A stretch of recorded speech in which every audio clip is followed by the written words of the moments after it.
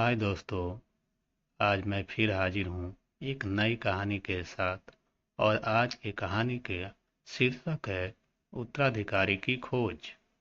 एक राज्य में एक पराक्रमी राजा का शासन था। उसकी कोई संतान नहीं थी। ढलती उम्र के कारण राज्य के भावी उत्तराधिकारी को लेकर वह अत्यंत चिंतित था। अनेक वैद्यों को दिखाने के बाद भी वह संतान सुख से वंचित ही रहा। अंततः उसने राज्य के ही किसी योग्य नव युवक को राज्य की बागडोर सौंप देने का निश्चय किया। भावी उत्तराधिकारी के चयन हेतु उसने योग्यता परीक्षण का आयोजन किया। इस हेतु एक शानदार महल का निर्माण करवाया। महल के दरवाजे पर गणित का एक समीकरण अंकित कर पूरे राज्य में घोषणा कर दी गई कि राज्य के सभी नवयुवक महल का दरवाजा खोलने के लिए आमंत्रित हैं। दरवाजे पर अंकित समीकरण हल कर दरवाजा खोले तो दरवाजा खोलने में सफल होगा, उसे महल उपहार स्वरूप प्रदान किया जाएगा और साथ ही राज्य का उत्तराधिकारी भी घोषित कर दिया जाएगा। घोषणा के दिन से ही उस नवनिर्मित महल में नवयुवकों का तांता लग गया। सुबह से लेकर शाम तक नवयुवक वहां आते और दरवाजे पर अंकित गणित के समीकरण को हल करने का प्रयास करते, किंतु आश्चर्य की बात थी कि कोई भी उसे हल नहीं कर पा रहा था। कई उसे लिखकर या याद करके जाते और घर पर उसका हल निकालने का हर संभव का प्रयास करते, किंतु फिर भी असफल रहते। कई दिन बीत गए। राज्य के बड़े से बड़े गणितज्ञ भी उस समीकरण का हल निकाल पाने में असमर्थ रहे। तब राजा ने दूसरे राज्यों के गणितज्ञों को आमंत्रित किया। दूसरे राज्य के गणितज्ञ आए और गणित का वह समीकरण हल करने लगे। जैसे जैसे दिन ढलता गया, एक एक करके गणितज्ञ वहां से जाते गए। अंत में मात्र 3 लोग शेष बचे। उनमें से 2 दूसरे राज्य के गणितज्ञ थे, किंतु तीसरा गांव का एक साधारण सा युवक था।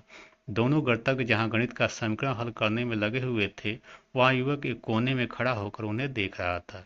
राजा ने जब उसे यूं ही खड़ा देखा तो पास बुलाकर पूछा, तुम दरवाजे पर अंकित समीकरण हल क्यों नहीं कर रहे? युवक बोला, महाराज, मैं तो बस यूं ही नामी ग्रामी गणितज्ञों को देखने आया हूँ।